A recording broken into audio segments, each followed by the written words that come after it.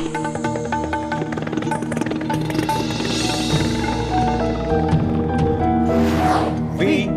the people of India, having solemnly resolved to constitute India into a sovereign, socialist, secular, democratic republic, and to secure to all its citizens. নমস্কার, আমি কৌশিক। শুরু করছি আজকের চতুর্থ স্তম্ভ। আগামী ২রা মে সদ্য হয়ে যাওয়া ৫টি নির্বাচনের ফল বেরোবে। ইতিমধ্যেই এক্সিট পোল বা বুথ ফেরত সমীক্ষার ফল প্রকাশিত হয়েছে। আমাদের দেশে বুথ ফেরত সমীক্ষা এতবার ভুল প্রমাণিত হয়েছে যে তার উপর মানুষের খুব একটা ভরসা নেই। ফলে রবিবারের আগে যে কিছুই স্পষ্ট হবে না সে বিষয়ে সবাই একমত। তবু বুথ ফেরত সমীক্ষার রিপোর্ট সব খবরের কাগজই বড় করে প্রথম পাতায় ছেপেছে। তার কারণ মানুষ আসলে সবসময় আগ্রহী থাকে কাল কি হবে জানতে। সেই কারণেই লোকজন হাত দেখায়, তাবিজ পরে। আচ্ছা, বুথ ফেরত সমীক্ষায় কি কোনো বিজ্ঞান আছে? আছে, কিন্তু সেটা একটা উন্নত আর্থিক অবস্থায় থাকা সরল সোজা সমাজে ছোট দেশে যতটা কাজ করে ভারতের মতো বৈচিত্র্যময় দেশে অন্তত তা করে না। করে যে না সেটা বহুবার প্রমাণ হয়েছে। আগে থেকেই আমরা জানতাম। দেখা গেল বুথ ফেরত সমীক্ষাও সে কথাই বলছে যে তামিলনাড়ুতে ডিএমকে জোট এবং কেরলে বামফ্রন্ট ক্ষমতায় আসছে। তামিলনাড়ুর কারণটা ভিন্ন, কিন্তু কেরলে যে ফের বামফ্রন্টকে মানুষ ক্ষমতায় ফেরাচ্ছে তার একমাত্র কারণ কোভিড মোকাবিলায় এই রাজ্যের সাফল্য। গত বছর সারা পৃথিবীতে কেরল নিয়ে আলোচনা হয়েছে। কোভিড মোকাবিলায় দক্ষতার জন্য শুধু যে কেরলে বামফ্রন্টের ফেরার সম্ভাবনা স্পষ্ট হয়েছে তা কিন্তু নয়।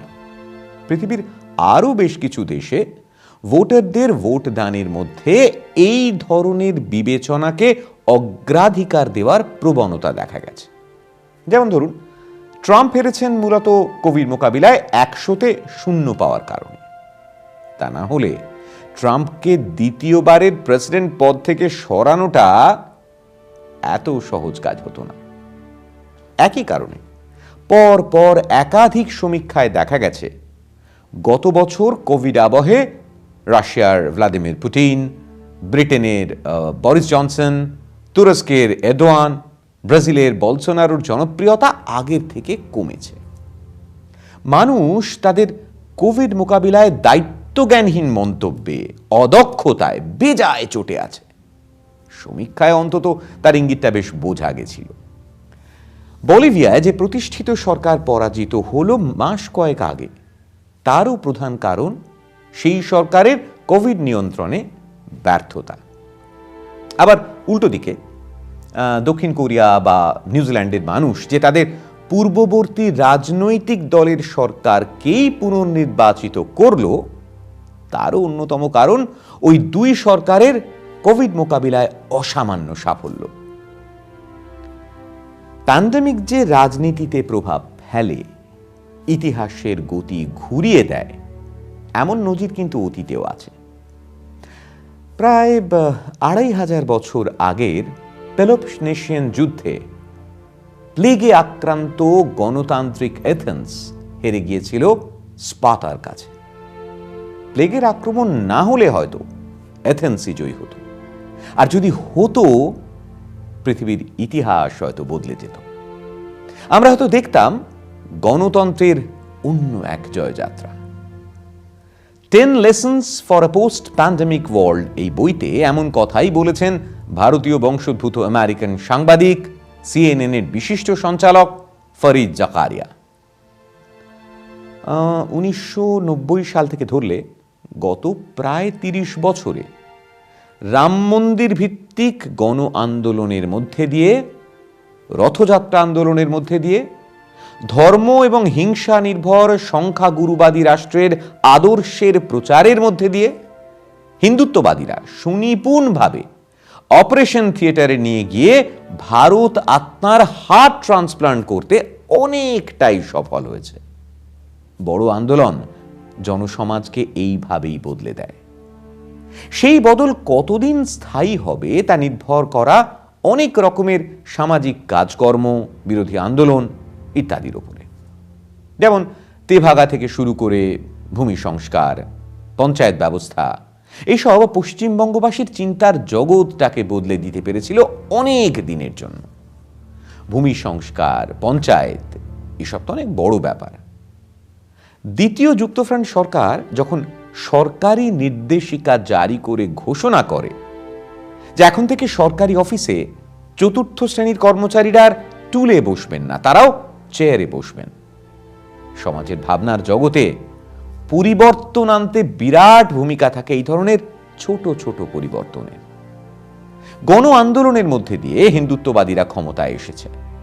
গণ আন্দোলন মানেই যে সেটা প্রগতিশীল হবে সবসময় এমনটা নাও হতে পারে।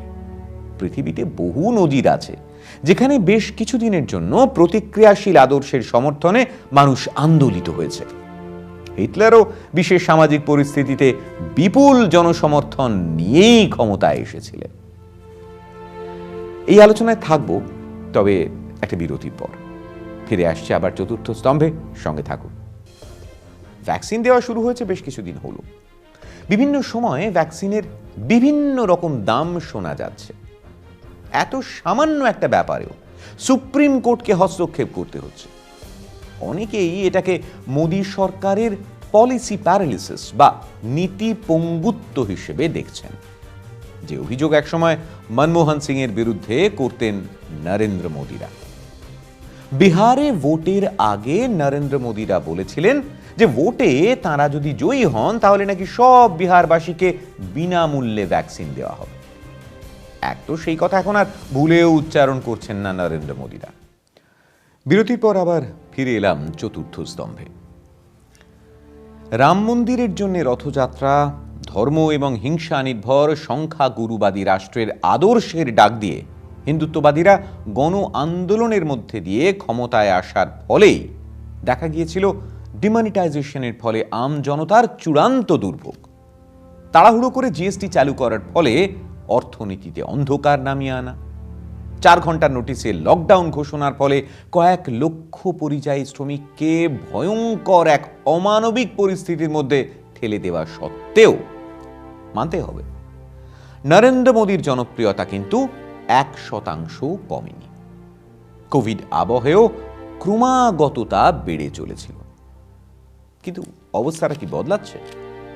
অক্সিজেন সংকট, ভ্যাকসিনের জন্য হাহাকার, গণচিতা, বিধি না মেনে প্রধানমন্ত্রীর অসংখ্য জনসভা, কুম্ভ মেলার অনুমোদন, বেনারসে করোনার ভয়াবহ প্রকোপ, সবটা মিলিয়ে সমাজবিজ্ঞানীদের কেউ কেউ মনে করছেন নরেন্দ্র মোদীর জনপ্রিয়তায় ধাক্কা দিতে পারে করোনার এই দ্বিতীয় ঢেউ। ভ্যাকসিন দেওয়া শুরু হয়েছে বেশ কিছুদিন হলো। বিভিন্ন সময়ে ভ্যাকসিনের বিভিন্ন রকম দাম শোনা যাচ্ছে। এত সামান্য একটা ব্যাপারেও সুপ্রিম কোর্টকে হস্তক্ষেপ করতে হচ্ছে। অনেকেই এটাকে মোদী সরকারের পলিসি প্যারালিসিস বা নীতি পঙ্গুত্ব হিসেবে দেখছেন, যে অভিযোগ একসময় মনমোহন সিং এর বিরুদ্ধে করতেন নরেন্দ্র মোদীরা। বিহারে ভোটের আগে নরেন্দ্র মোদীরা বলেছিলেন যে ভোটে তারা যদি জয়ী হন তাহলে নাকি সব বিহারবাসীকে বিনামূল্যে ভ্যাকসিন দেওয়া হবে। এক তো সেই কথা এখন আর ভুলেও উচ্চারণ করছেন না নরেন্দ্র মোদীরা। আর দ্বিতীয় কথা হলো, একটা নির্বাচিত কেন্দ্রীয় সরকার জীবনদায়ী ওষুধ নিয়ে এই ধরনের শর্তের কথা বলতে পারে কখনো? অমানবিক এবং নজিরবিহীন অসৌজন্য আচরণ নয় এটা। মোদী সরকার ঘোষণা করেছিল মে মাস থেকে 18 বছরের বেশি বয়সের সবাইকে ভ্যাকসিন দেওয়া হবে, কিন্তু সেটা করা যাচ্ছে না। বোঝা যাচ্ছে দেরি হবে। আসলে প্রস্তুতিতেই বড় ত্রুটি। এই নিয়ে বিভিন্ন জায়গা থেকে বিক্ষোভের খবর আসছে।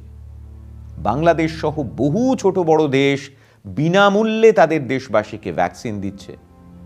মোদী সরকার কেন সবাইকে বিনামূল্যে ভ্যাকসিন দেবে না তা নিয়ে প্রশ্ন উঠছে নরেন্দ্র মোদীর স্বপ্নের প্রকল্প সেন্ট্রাল ভিস্টা নিয়ে। দেশের জন্য নতুন সংসদ ভবন নির্মাণ এবং রাজধানীর রাজপথের দুধারের এলাকা ঢেলে সাজাতে মোদী সরকার যে 20,000 কোটি টাকা খরচ করছে তাই নিয়ে প্রশ্ন তুলে বলা হচ্ছে যে দেশের এই দুর্দিনে কেন ওই অর্থে অনূর্ধ্ব 45 বছর বয়সীদের বিনামূল্যে ভ্যাকসিন দেওয়া হবে না? এই বয়সের মানুষগুলোই তো দেশের প্রধান সম্পদ।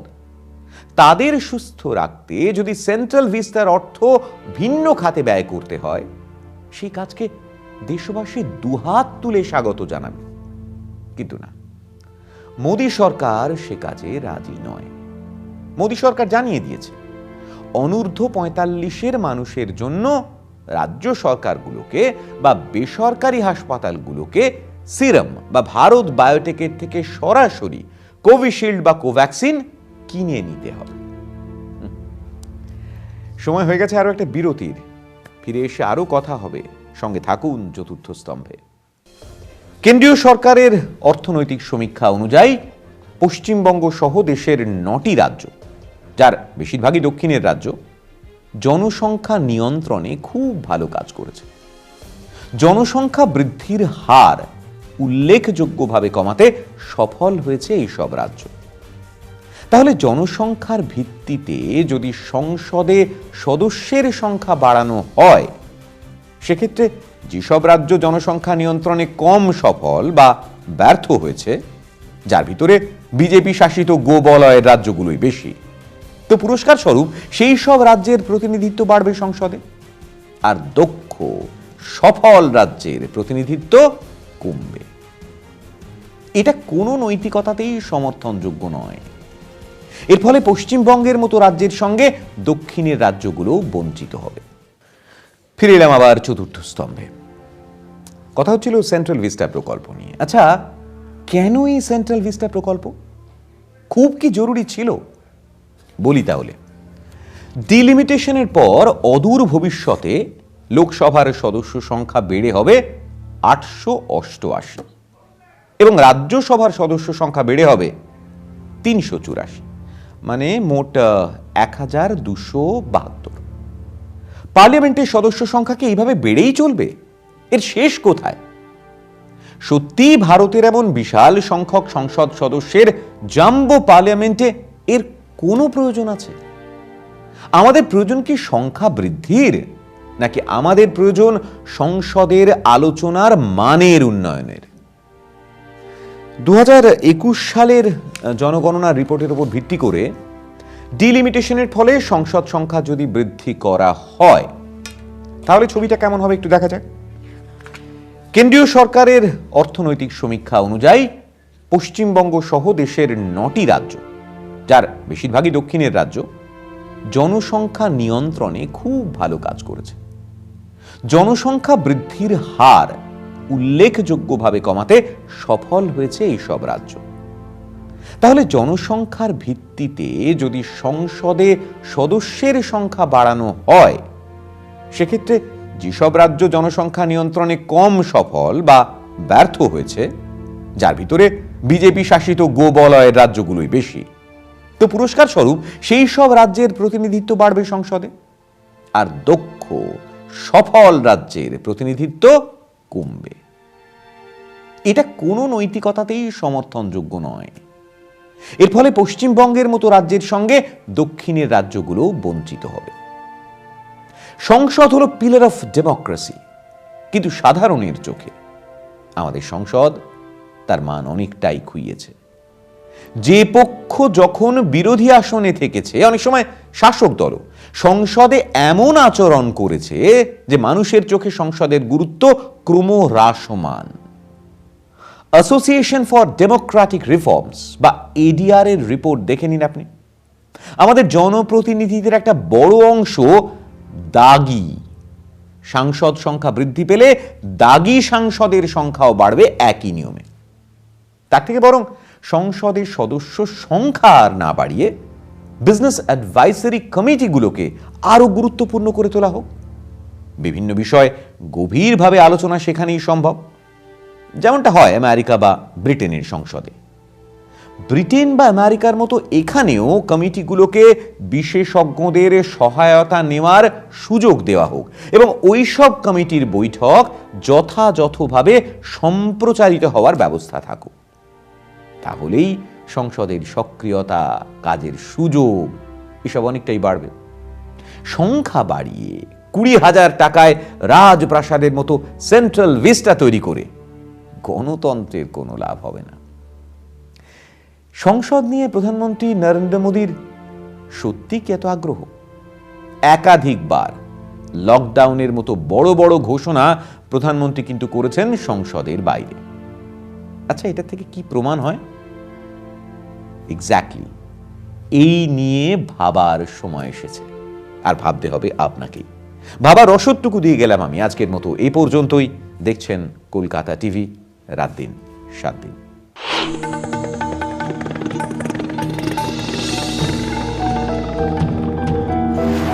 We, the people of India, having solemnly resolved to constitute India into a sovereign, socialist, secular, democratic republic, and to secure to all its citizens